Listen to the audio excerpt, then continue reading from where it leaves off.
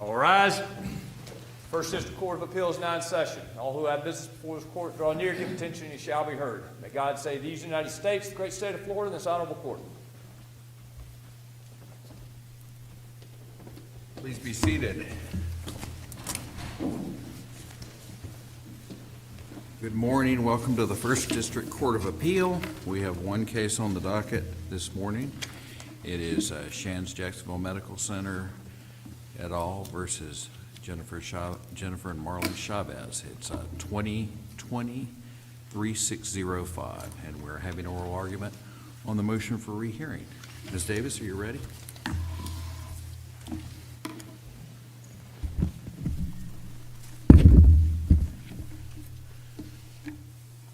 And I understand you're splitting the argument, and I'm going to leave that up to you when that break occurs. Thank you, Your Honor. Okay.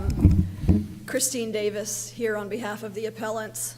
As you mentioned, I will be splitting time with NICA. We decided, I know that I'm responsible for the time, but just so you know, our plan is for me to take 8 minutes.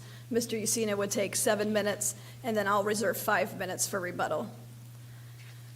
So we raised several issues in our motion for rehearing in this case, and the first one I'd like to address is that the court should have accepted our notice of voluntary dismissal that we filed after the oral argument in this case. After the first oral argument in this case, it became clear that the court was considering. So that notice is still pending. It was denied. Well, it's still extant. You're standing by it. Correct. Okay. Correct. And we raised it in our motion for rehearing that it should have been granted. And after the oral argument in this case, at the first time around, it became clear to appellants that the court was considering fundamentally altering the nature that NICA has been implemented for the past 25 years. And we believed the responsible decision would be to dismiss the appeal and allow the issue to be addressed in a case where the issue was properly raised. Because what was discussed was primarily a constitutional issue. Hasn't that concern now kind of dissipated given the additional briefing or motions that have been filed and the amici that have been submitted? Your point in your original motion or request for voluntary dismissal was is all the stakeholders aren't here and we haven't fully understood all the implications and everything. Isn't that kind of past? Well, I don't think that excuses the established rule that a party and not a court should raise the issue, and a court should not raise issues on behalf of the party. And the briefing that we've had has all been reactive. So the court asked in its supplemental briefing whether the ALJ has jurisdiction. All parties agreed under binding case law, including from the Supreme Court, that that the ALJ did have jurisdiction. Then it flipped a little bit on appeal, and in the opinion, the majority panel opinion said, we asked whether we had jurisdiction, meaning this court. That wasn't a question that was asked to us. So we had to sort of reactively brief that as well. So I don't think it's been, I appreciate that we've been given the opportunity to brief, but it's all been reactive briefing. And this, I think the reason that judges aren't supposed to sua sponte raise constitutional issues on behalf of a party is so that it can be raised properly and fully fleshed out by the party and fully considered by the court. And that's an important principle of judicial restraint, and we cited a case from this court that makes that clear. Well, with respect to an motion for rehearing, typically you would argue that we overlooked something. Are you arguing that the panel or the majority overlooked its discretion or misapprehended the scope of its discretion to grant or not grant a voluntary dismissal? That's one of our arguments. And what aspect of discretion are you saying that we overlooked? We think, I acknowledge that the court has discretion to keep cases under certain circumstances when a party has voluntarily dismissed them, but we didn't think this was the appropriate case. The only reason given for the dismissal was that the court had expended judicial labor, but then the court went on to expend almost 2 additional years of judicial labor only to find that it had no jurisdiction over the appeal. So in essence, the outcome was the same. The appeal is dismissed, which is what we had asked for to begin with. So we don't think that that was necessarily a valid basis to exercise discretion and keep an appeal. And we have an amicus brief filed by the university self-insurance programs that fleshes that out more. Right, which suggests that one of the bases is great public importance, which it seems like both NICA and your clients acknowledge this matter is of exceptional importance. Given the opinion that was issued, the majority panel opinion that was issued, that is certainly a question of public importance, but it was one that was not raised by the parties. So if we are having to deal with this opinion and it's going to be out there, it is certainly of great public importance because it upends 25 years of precedent that has implemented NICA, including decisions from the Florida Supreme Court. So And the- essentially, I'm sorry. So the initial question presented to this court was basically whether competent substantial evidence supported Judge Rosava's findings, right? Exactly. It was just a routine appeal from a NICA compensability determination by an ALJ, and it didn't raise nobody raised jurisdiction, and in fact, no party could have raised jurisdiction. One of the issues when you're thinking about jurisdiction is the court in the majority panel opinion held that the ALJ's opinion was advisory because it didn't have jurisdiction to enter it. Well, in reality then, this court's panel opinion is advisory because it's saying it doesn't have jurisdiction to review it, and the ALJ had no jurisdiction to enter it. But if you And take it seems that, like to me what we ruled before is kind of a two-step process. We had to find a basic unconstitutionality, an unlawful delegation of authority, in order to give us the hook where we found that we didn't have jurisdiction. and I don't think so. Right, but constitutionality is not a hook for no jurisdiction. Either, I don't think that you can say, otherwise an appellate court would always be able to say, I don't think this statute is unconstitutional, so I'm going to raise this on behalf of the parties, even though no one questioned it. For whatever reason, they decided not to question it, whether they didn't think of it, they strategically decided not to, they didn't want to go there, or established law was to the contrary and they didn't want to take it on. A court cannot raise a constitutional issue on behalf of a party. It can say it doesn't have jurisdiction, but that's separate from saying it's unconstitutional. Because, if you think about the ramifications of that, in any case, the court would be advocating for a party or departing from its dispassionate role and advocating for a party that a statute is unconstitutional when nobody raised that issue. So let me see if I understood you. You certainly agree that we can find that we don't have jurisdiction at any case, any point along the process. Yes. But we can't go back and say, we think this statute's unconstitutional and therefore we don't have jurisdiction. Correct. So you would say the distinction is, we can always look at an order that's on appeal and say, this isn't an appealable final order, we don't have jurisdiction, we can raise that on our own. Yes. It's different from the statutes that purport to give us jurisdiction are invalid under the Constitution, so that's distinct. I think One's raising a so. constitutional issue under the guise of raising a jurisdictional issue. Correct. Because that goes into that you're going into a substantive merits issue of whether a statute is constitutional or not. And that should be something that's raised by the parties. And as an example here, if we would have been before the DOA in this case, and someone would have said, ALJ, you don't have jurisdiction over this case because even though no court has ever said this before, a filing of a petition under protest equates to a voluntary dismissal, the ALJ would have been bound by all of the existing precedent from the last 25 years that says that's not true. You have jurisdiction to make the threshold determination of compensability and to determine whether notice was given. And if a civil action has been filed and if a civil action has been filed and exclusivity is raised as an affirmative defense, you have the requirement to abate that civil action and have an ALJ determine whether the exclusive remedies apply. That's what every case before this court's panel opinion decided. So the ALJ would have been bound by that. And that just shows, this creates entirely new law. And it's not something even the ALJ could have been bound by below, because that's not, he's bound by, even if you would we would disagree with this, but even if you assume that this court has not specifically ruled on that issue, we think that it has addressed it in Tabb and in Macri and in Putnam. But it's definitely clear that the second, third, fourth, and fifth DCAs have held to the contrary, and the ALJ would have been bound by those decisions and would have been required to make a compensability determination as a threshold issue before a civil action can be brought, because the statute, section 766-304, which was amended after 1998 in response to McCon, said no civil action shall be brought until a compensability determination is made. So if someone would have raised a constitutional issue before the ALJ couldn't rule on it. The ALJ couldn't rule on it. But you still have to present it.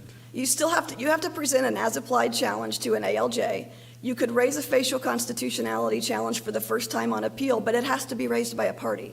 It's not supposed to be raised by the court on behalf of a party, and nobody did that here. Is standing under 12068 1A jurisdictional? I think that provides that provides the circumstances under which this court has review of administrative rulings. So I think it sort of implements the constitutional provision that this court has jurisdiction to review final orders of an ALJ. So if your clients were not adversely affected by the ALJ's order, then we wouldn't have jurisdiction over your client's appeal. Is that correct? I think that's technically true, but we were adversely affected here because. In what way? Excuse me? In what way? Because we have a right, and this court's decision in Putnam recognized a healthcare provider's right to intervene, and their important interests in intervening in those cases, because to argue that NICA is the exclusive remedy. That's why they pay into the plan, and that's why they participate in the plan, which is the whole purpose of the act. And so when the ALJ said this isn't compensable, that is adverse to us, because we were taking the position, in addition to NICA taking the position at the time of the final order, that it was compensable. The majority panel opinion kind of glosses over the fact that NICA originally thought this was not compensable, but they changed their mind. So at the time of the final order, there was a dispute over compensability. And there's been many cases, including coming to this court, where a healthcare provider appeals the ALJ's determination of compensability, and no court, despite their independent obligation to examine their own jurisdiction, has found a jurisdictional issue with respect to that. But just because the basis, I think this court has even said that being allowed to intervene in an administrative proceeding is insufficient to support standing on appeal by itself. So the Not fact standing on appeal. Right, standing on appeal. You're subject to the claims, but interveners can appeal. They can, Yes. yes, because they're a party, but you still have to show that they're adversely affected. And Which- you can't use just the fact that you're allowed to intervene in the administrative proceeding as a Well, basis for the adverse effect. And that's not what I'm suggesting. Once you're able to the reason that they're able to intervene is because they have a direct interest in determining whether NICA is the only available remedy to the claimant.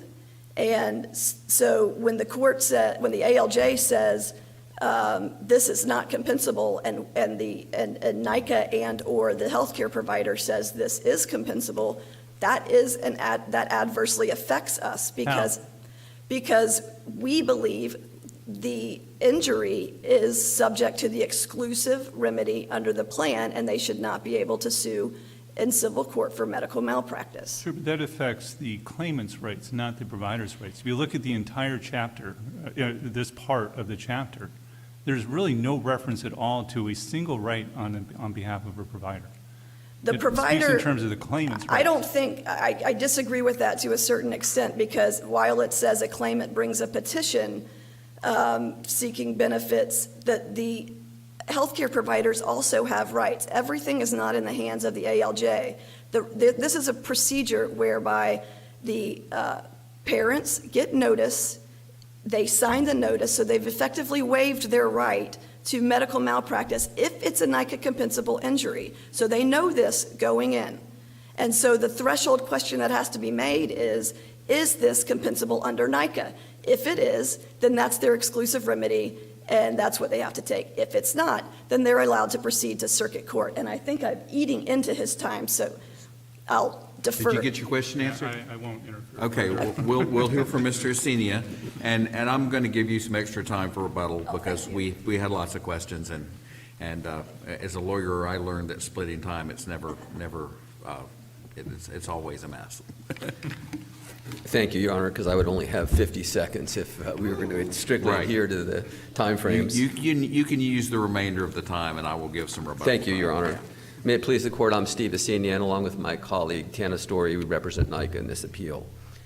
Unless the opinion in this case is vacated, the majority opinion will upend the way NICA claims are litigated, creating a situation where doctors and hospitals that have been relying upon an administrative law judge to determine compensability under NICA will be forced to defend lawsuits in circuit court wherein their NICA protections can only be raised as affirmative defenses, and then be ping-ponged back to DOA if the court finds that the claim is compensable. This Well, isn't what... couldn't they written the NICA statute to mirror the comp statute and obviate the concerns that Judge Tannenbaum has raised in his opinion? Well, I believe that the legislature directly responded to McCon, and I think a lot of the decisions that have followed since the legislative changes in 1998 were made reflect that. But could the statute, I think when we're looking at statutes in hindsight, we can always find ways that they should have been drafted more clearly or more precisely. Yeah, well, I think that Judge Tannenbaum, his opinion, certainly understands that the legislature wanted a process where a person had to go through this administrative process before they went to court. But the argument is that the legislature doesn't have the authority to take away the inherent powers of courts to decide issues like this, and they did that.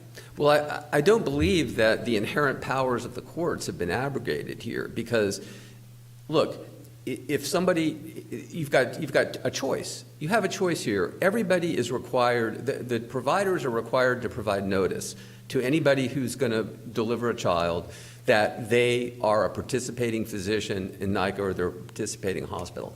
But if you go before the ALJ and they say it's a birth-related they grant and say it is a birth-related neurological injury, at no point can you cannot go to a court at any time and say the ALJ got it wrong. Well, Your Honor, but you can come to this court and appeal that decision, and you can also go if you demonstrate willful and wanton. But you can't go to circuit court and have a different fact finder look at it. You can't, but that provider could. My point was going to be, Your Honor, that the person delivering the baby could choose a different provider. They could choose a provider that's not participating in the NICA plan and have the right to sue in circuit court if malpractice is committed. But they voluntarily give up that right to go to circuit court when they agree to accept a NICA participating physician. And that's what the legislature intended when you look at the entirety of the statutory scheme. I know that obviously. So you may not have this, but do you have any data on how many obstetricians are NICA versus non-NICA? There are, I wish I did. I know that there are obstetricians who choose not to participate in the NICA program. I can maybe get that information if my colleague has it, but I don't know the number. Okay. And certainly I would acknowledge that there are a majority of obstetricians in the state participating in the NICA program, but there are others that don't. And I think and that's the whole point of giving notice. I mean, you're putting somebody on notice that they have, if they accept NICA and if they accept a provider that participates in NICA, they then have to go through the administrative hearing process. To seek what? To seek what? Yeah. To seek a determination of compensability and to determine whether notice has been provided. Is that what the statute says? Because when I read the definition of claimant and I read the other provisions, and I think even the briefing or the motions acknowledge that, well, technically, if you read the statute, yeah, that's what it says, that it has to be a parent or child seeking compensation from the fund for it to be a claim. So in this case, we don't have someone seeking compensation from the fund. So where's the claim? I appreciate that, Your Honor, but I think you need to look at the entirety of the statute and the legislative changes that were made after McCon that talk about the exclusive jurisdiction of DOA to determine NICA claims. Right. And If I there know is a claim, that doesn't that mean that But- if a parent or child wants a remedy for BRNI, that the only place they can go for determination of whether they're entitled to money from the fund is an ALJ? that's true. That's what exclusive jurisdiction would mean. Right. And I believe that that's what the legislature intended by making these changes, and I think that that's what the courts have determined ever since. I And think the that legislature wanted these claimants to be basically forced claimants. They have to be claimants whether they want to be claimants. I think in the last oral argument, Judge Tannenbaum used the phrase that it was alternative dispute resolution. That's not exactly the phrase Yeah. you used, but essentially a pre-suit notification program, and it is. I mean, essentially, you go to DOA to have your claim determine whether it's compensable or not. If it's willful or wanton, it goes to the circuit court. If the claim's not compensable, it goes to the circuit court. And I think that the cases of DOA versus NICA and Bennett both recognize, in all of the cases that have been appealed in the many circuit courts, there are countless examples of claims where NICA benefits were disclaimed and petitions under protest were filed. And none of the other circuit courts, and even this circuit court in Tab, recognized that the issue of the claimant, and it's, look, it's a very close reading of the statute. I acknowledge that, but I think that you're looking at that specific provision in isolation.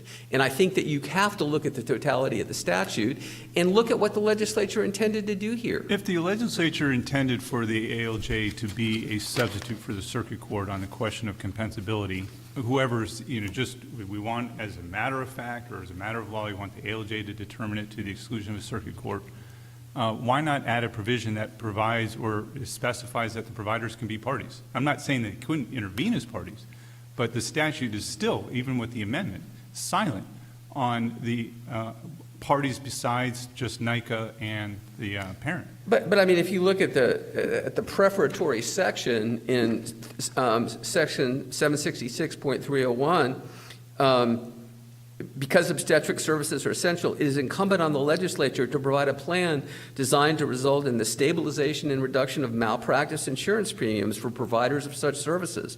The costs of birth-related neurological injuries are particularly high and warrant the establishment of a limited system of compensation irrespective of fault. The issue of whether such claims are covered by this act must be determined exclusively in an administrative proceeding.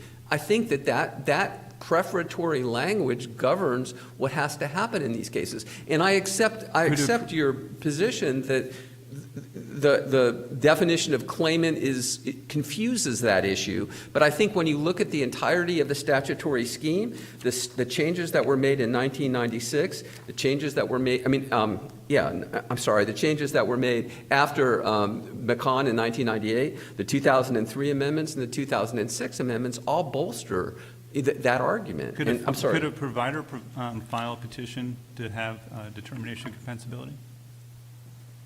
No. Why not? I mean, it's consistent with the system that you just described, even though the statute doesn't provide for it. Because the way the statute was designed, the person who would avail themselves of the NICA program, whether they are doing so under protest or they're doing so voluntarily, has to file that initial petition. And the statute does say that. And I'm sorry, I've eaten into our rebuttal time as well. That's all right. Here's what I'm gonna do. I'm gonna add 5 minutes for rebuttal, so you'll get a full 5 minutes. And so you have 25 minutes to speak if you want to use all that time. Thank you. All right, thank you. Thank you.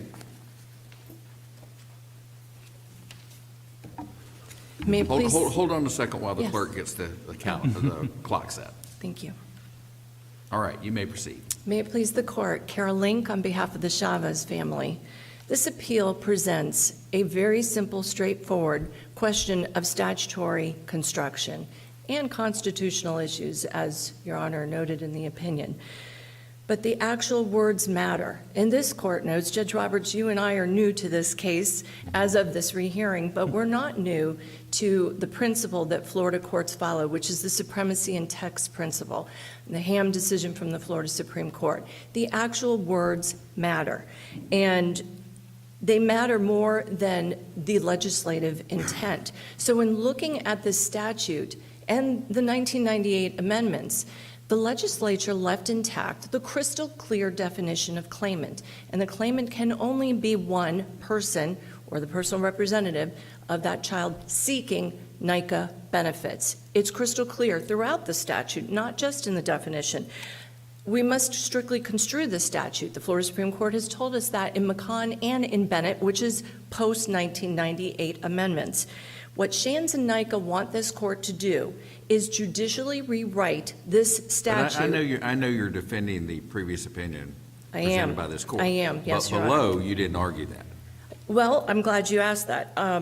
Record site 111, my client filed the petition under protest, which this court noted, and raised a constitutional argument in that petition and said the NICA statute, as interpreted, is unconstitutional. Now, that doesn't mean that this court found it to be unconstitutional. It was judicially rewritten or rewritten by Shands and NICA. What Shands and NICA want this court to do is rewrite the claimant definition. The legislature, as this court noted, left the definition of claimant intact, and the amendments under 1998 did not change how this system works and who seeks benefits, who files the claim. It's the claimant that commences this process. The rewrite of the NICA statute would make it a clearinghouse, would make it a condition precedent, and those words do not exist in the statute. Two examples of why it doesn't work the way Shands and NICA want it to work.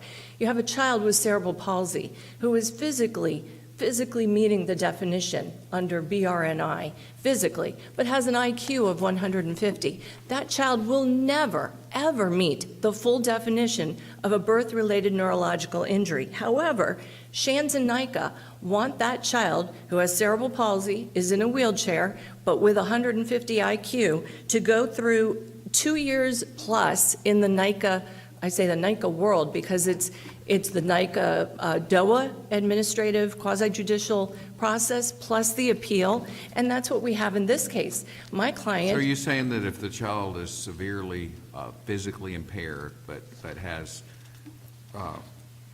good or great cognition, they Right. would never apply? Never apply. Never apply. And that is what Chavez is in this case. We took the position that we don't have mental impairment that meets the definition of the statute. Well, The originally. Are there neurological injuries that are not, that does not impair your cognitive ability?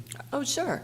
Yes, absolutely. But it's a farce, or I think the court during oral argument and in the opinion may have even used the word charade to force my client to seek benefits when my client will never meet that definition. And, by the way, my client isn't seeking the benefits, doesn't want the NICA benefits. So to interpret the statute that way, the words don't exist. They simply don't exist. Just to clarify the history, so originally your clients filed pro se. That's a correct, petition yes. And sought benefits. The NICA then said, no, you don't get benefits, you don't qualify. And then, I guess, they got a lawyer, and they filed an amended petition that said just what you said, which is, we don't want it, we're not claimants, we don't want money from the fund. Right, we amended before there was an ALJ determination, but No, yes. but NICA. Oh, NICA, yes, NICA Did flipped. a review of the pro se petition, decided Right. that, No benefits. No benefits. Then we Okay. filed under protest, NICA changed its mind during the proceeding, and then during but the was it a last. filing under protest, or was it a disclaiming of a claim?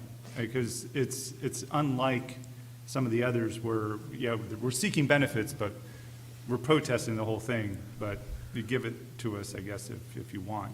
Oh, Your client's petition actually said, we are not claimants. Correct, multiple times. I mean, we, not just in the title, in the body, we say, in the title we say under protest, in the body we say, we are not claimants, and then in the prayer for relief, we say, we don't want benefits. We do not want compensation, just to make it crystal clear where we're headed. Another example that I'd like to give the court. So do you think that if you're correct, or any parents who have a child that has a mishap during birth, or is anybody going to file under NICA? Is anyone going to file? Yeah. Oh, yes, absolutely. NICA is an excellent program for those parents who have a birth-related neurological injured child that meets the statutory definition.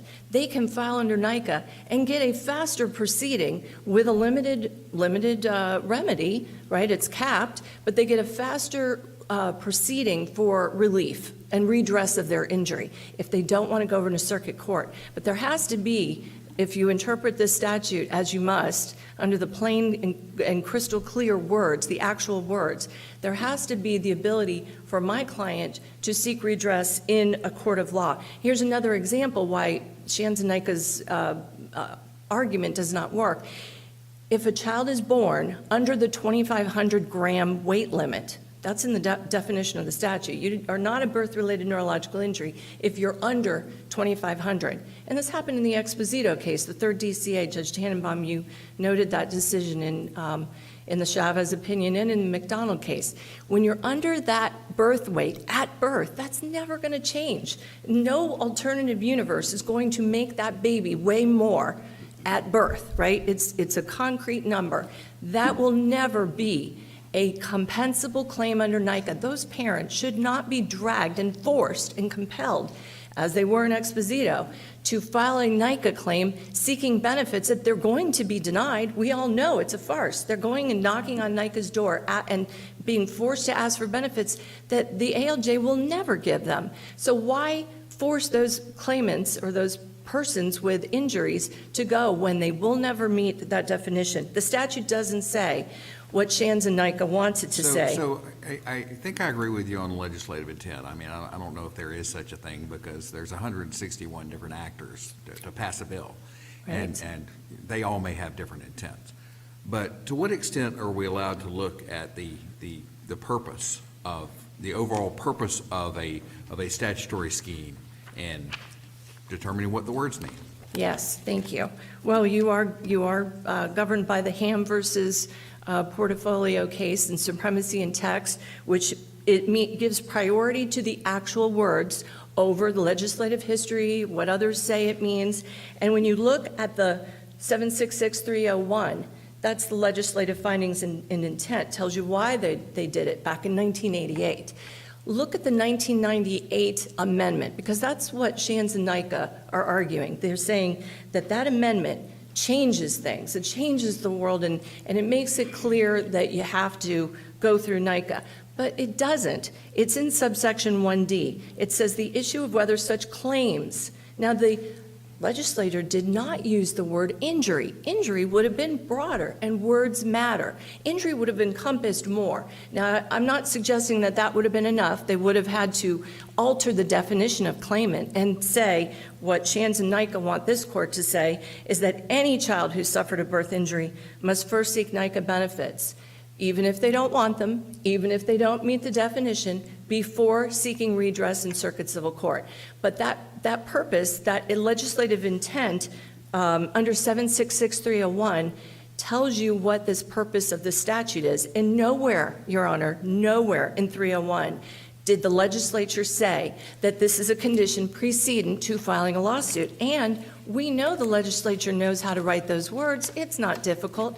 They did it in the medical malpractice statute, 766104. They say, no action shall be filed unless you go and get your expert opinion report. They did it with the intent under medical malpractice statute, 76102. They require pre-suit notice. They say, in plain words, before filing a complaint, knocking on the courthouse doors, you must notify the defendant. So they know how to do it. And then just 2 years ago, I think it was 2 years ago, the legislature amended in response to the first-party property crisis in Florida. They amended, or they created a statute, 627.70152, and said, as a condition precedent to filing suit. Nowhere in this statute, in the amendments of 98 or elsewhere, dating back to 1988, did the legislature use the words condition precedent. The closest they get, which does not ring the bell, is the 98 amendment to 304. And even in that amendment to 304, they said the ALJ has exclusive jurisdiction to determine whether a claim filed under this act. What's a claim filed under this act? Well, we know it's the definition of a claimant, because under 309, the only way this process can ever start, is if a claimant files a claim for benefits, and if the claimant has demonstrated to the satisfaction of the ALJ. It doesn't say if the medical provider, healthcare provider has demonstrated. I think Shands in one of their briefs said, well, we just flip that burden and the medical provider can demonstrate. No, that's not what the legislature wrote. The legislature wrote if the claimant has demonstrated, and you can't change those words or rewrite them. But you can't deny the fact that a provider can participate in the proceeding before the ALJ. I'm right? sorry, Your Honor, I'm not hearing you well. No, that's okay. You're not denying that the providers were entitled to or could participate in the No. proceeding in front of the ALJ. Intervention has been allowed. Right. And By- in fact, under Chapter 120, the allowance for intervention or who can be a party is much broader in the administrative proceeding, right? True. So let's say instead of the proceeding being perhaps unauthorized or whatever you want to call it, or advisory or whatever, the proceeding is fine. It went forward the way that the statute contemplates, maybe unorthodox, but it did. How do you address the, obviously your opponent thinks that the providers are adversely affected by the final order. What is your response to that? Yeah, I don't see the adverse effect. I don't see the adverse impact to them. They still have their rights, and I presume that under your hypothetical, I'm actually seeking benefits, not like the Chavez family. I'm not So sure. how are the providers I'm not sure it matters. adversely affected? I mean, the whole program sets up to limit the amount of damages. So you get a streamlined administrative process. Correct. But you give up, they certainly want to have this covered by NICA because it Right. limits the amount of money that they're going to have to pay out of pocket. Correct. Well, and don't forget it also, if I decide to decline, if I wanted those, if I filed and I didn't file under protest, if I filed and said I want the NICA benefits, the judge says you're compensable, and I decline the award before I accept the award, I can go over to Circuit Civil, but now I have to prove more than simple negligence. There's an exception. I have to prove the higher burden of proof. So it does give them a benefit with going through the NICA statute. They get the higher, but But where I was headed with the question is can you identify, because I still didn't hear from the other side, can you identify somewhere in this part of Chapter 766 where that specifies that the providers have some sort of right or privilege even? I've scoured the statutes. I've cited, I've printed them. It's all and based on the claimant. It's focused on the complete- child and the parents. Is that right? repeatedly throughout all of these subsections, from 301 to the end of what is now 311, regarding the conclusiveness of the award. The words used by the legislature is claim and claimant. And you won't find in 309, like I said, if the claimant has demonstrated, you won't find the words healthcare provider, medical provider, or even NICA. If NICA has demonstrated, the legislature did not write that. And if they intended to address McCon in some fashion, as the argument is, they just simply didn't ring the bell. And this court cannot abrogate legislative power. They have the right to put pen to paper and write the statute. What this court's job is to look at the statute in the plain words, the actual words used, and give the clear meaning. It's not just the definition of claimant, but you certainly must start there. You can look through each one of these sections in the Act. 304 is important. It's even the amendment of 304. It's claims filed under this act, a claim filed under this act. It refers to 309. 309, you go to 309, and that's the one where whether the injury claimed, if the claimant has demonstrated, it's consistent throughout the act. The use of the word claim and claimant, and not the broader term of an all-encompassing injury, was intentional by the legislature since 1988. It was left undisturbed, as this court noted in its Chavez opinion. The definition of claimant was left intact, remarkably, I think is the word that was in the opinion, and that's true. It has been. So This what court- is the effect on the tolling provision in 766-306 if the majority opinion's view stands that there was no claim pending and no claimant? Because the tolling only is in effect if there's a claim. I So know. how does that? It's a great question.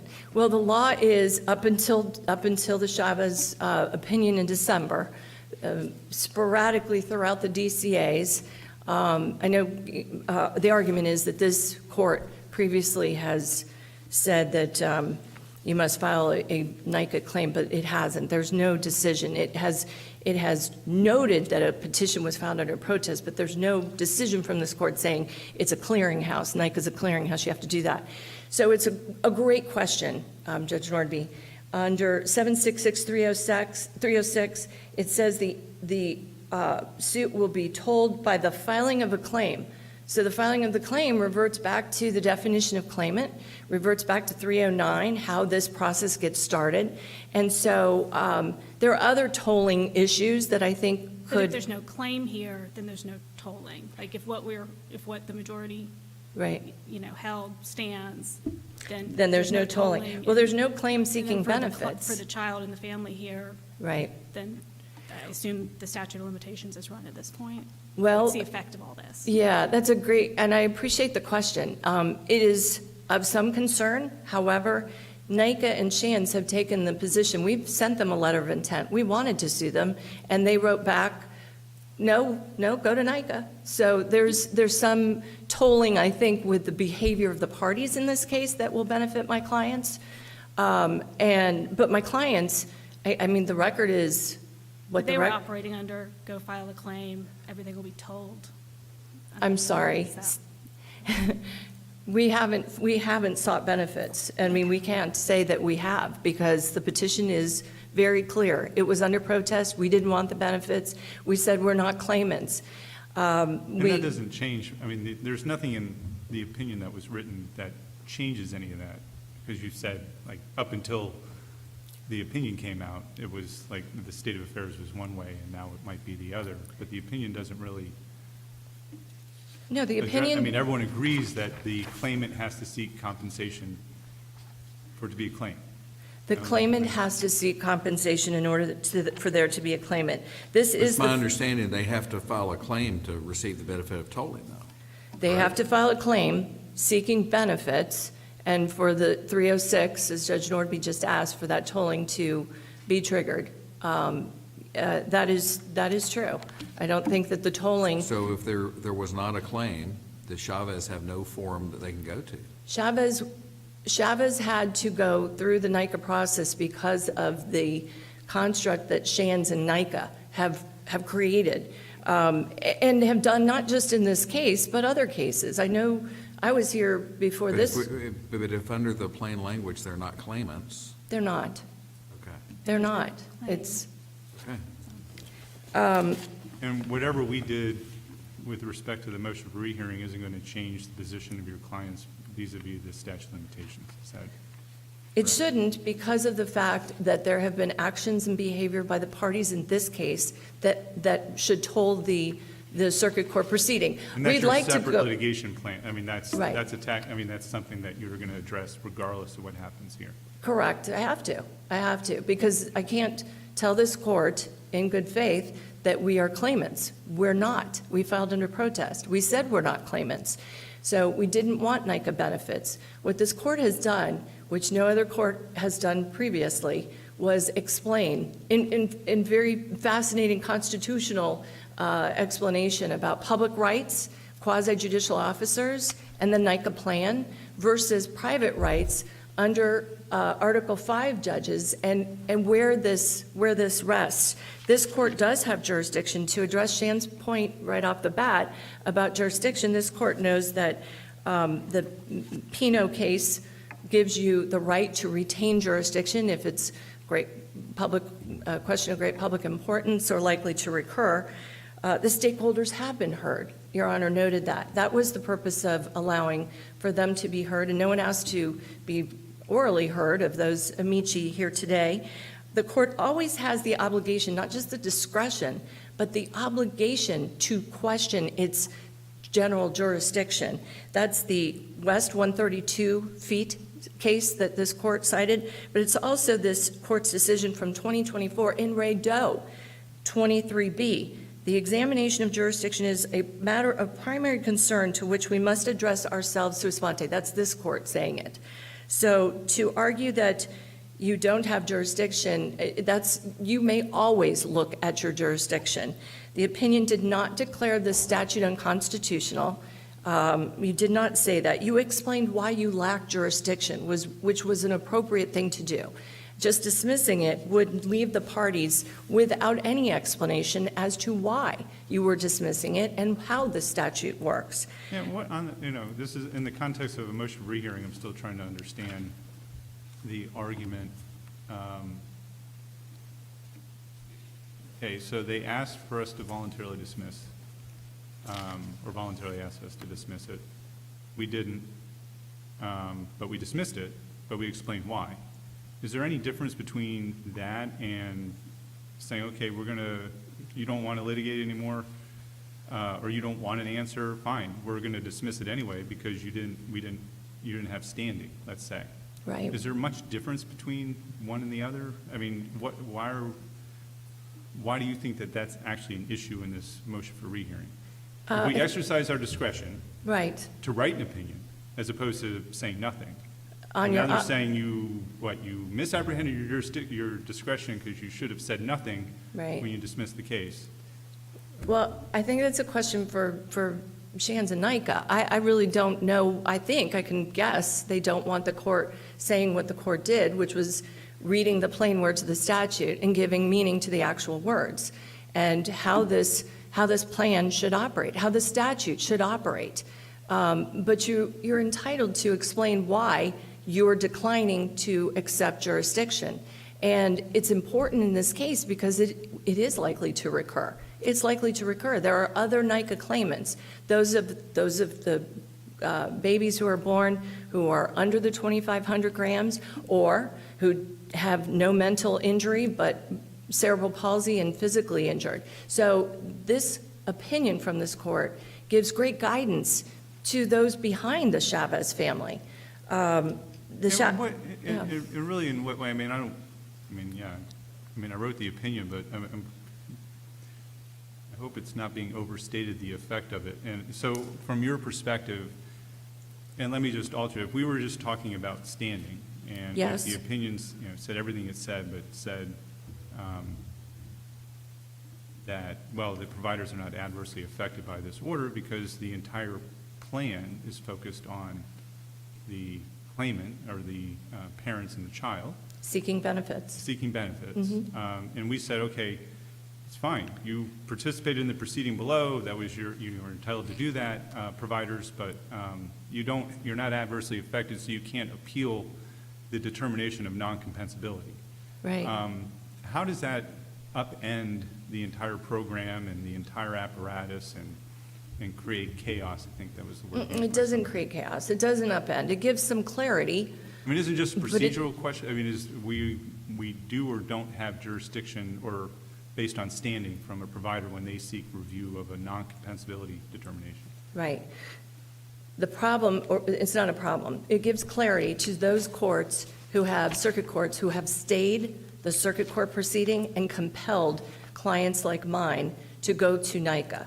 This court's opinion makes it clear as did the Florida Supreme Court and Bennett, by the way. Even though Bennett talked about the rebuttable presumption, Bennett has language in there that's very consistent with the Chavez opinion. And that Bennett case is post-98 amendment.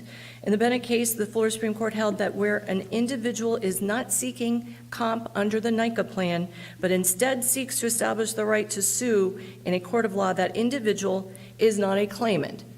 Now, in Bennett, they said not a claimant for statutory purposes of statutory presumption, but that's the same concept. So what this opinion will do in terms of helping families behind the Chavez family is understand that they can't be compelled to go to NICA when they believe they're not going to fit this definition. And it will help us avoid this under protest charade, which Shands and NICA, or not just Shands, but other healthcare providers have forced us into this box. That's not what the legislature wrote. And they certainly do know how to write conditions precedent to suit. They did not do that here. I don't know if that answered your question, if it did. And I know I've got a little time left, but I don't need to. No, you're past your time. I'm past the time, yes, Sum I up am. quickly, please. Thank you for the additional time, and thank you for your time today. All right, thank you very much.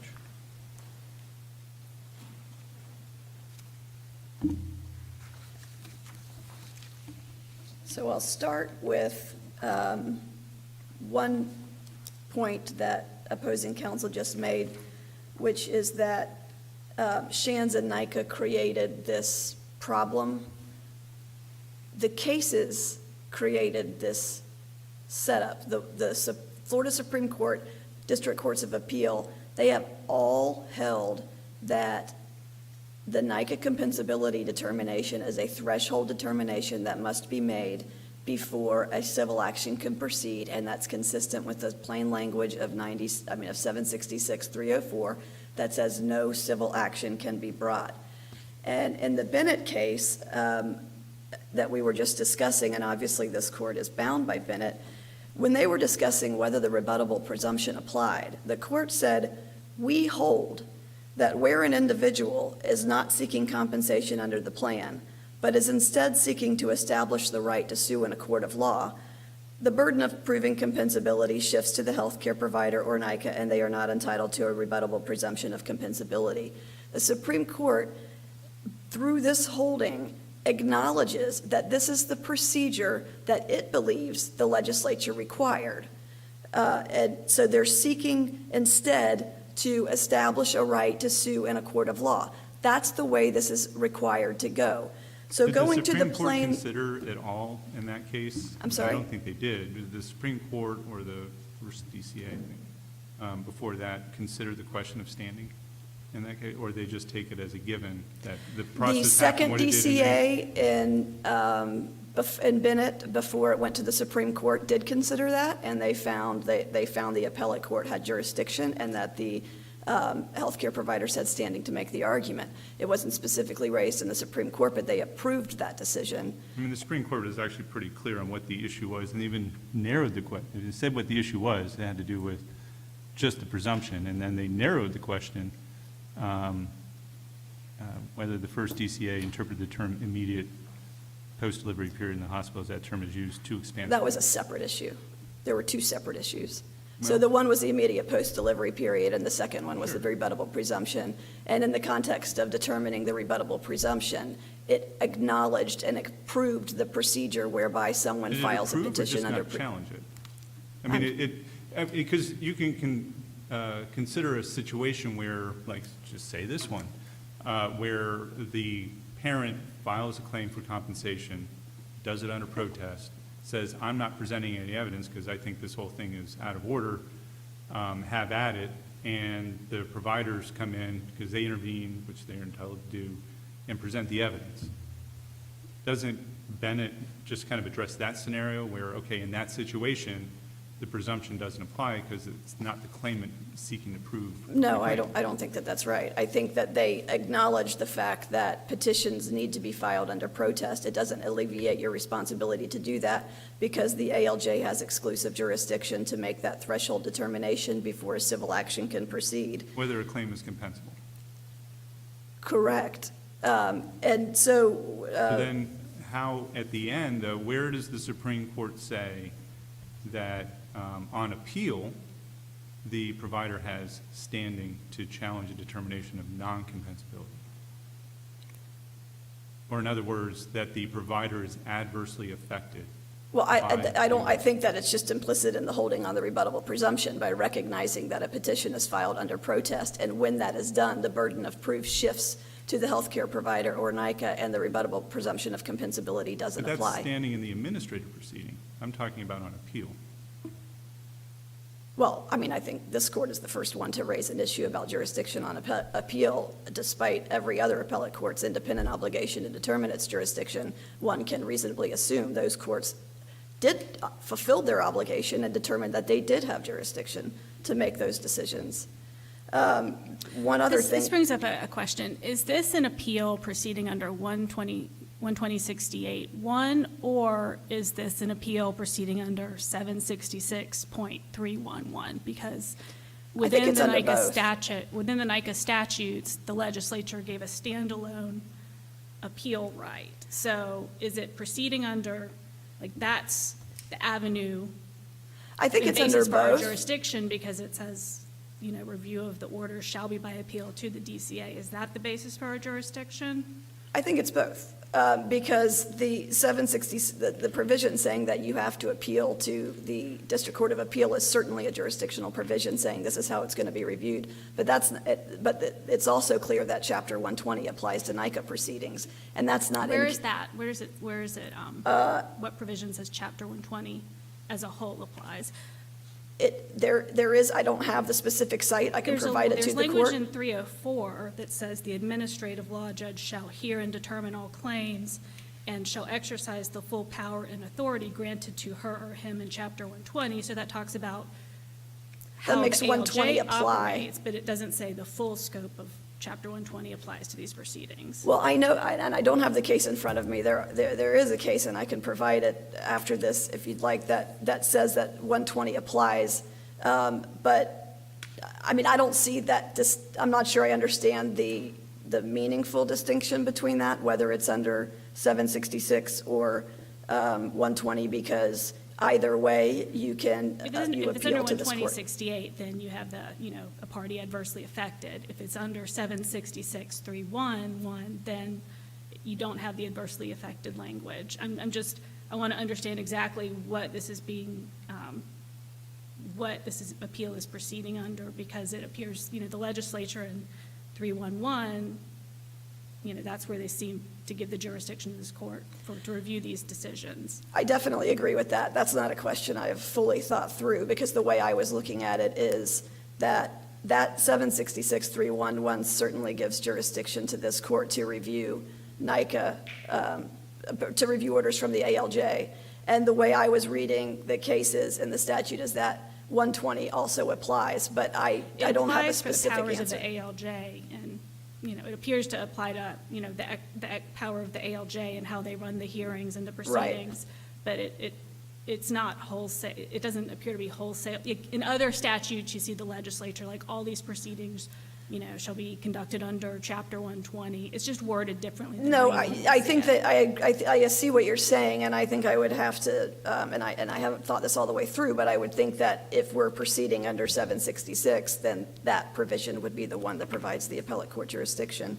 I know I'm over my time. If I could just make one more point, or? Very quickly. Okay.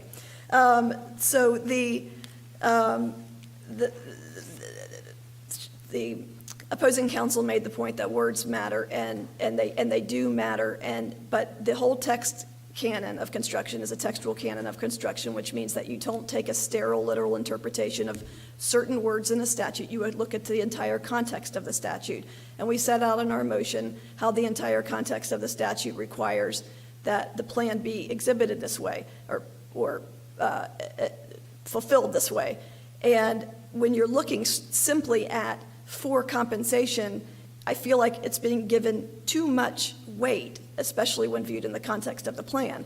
Because a petition, if you're required to file a petition seeking Thank you, compensation, Ms. Davis. then you can do it, and otherwise, doing it under protest. So it's still for compensation. I think we understand what you're saying. The last thing I would say is that it is clearly in conflict, and so at a minimum, we would ask the court certify conflict, so this can be decided by the Supreme Court. All right, thank you very much. I want to thank all the counsel that appeared today for their excellent oral arguments. We are adjourned. All rise.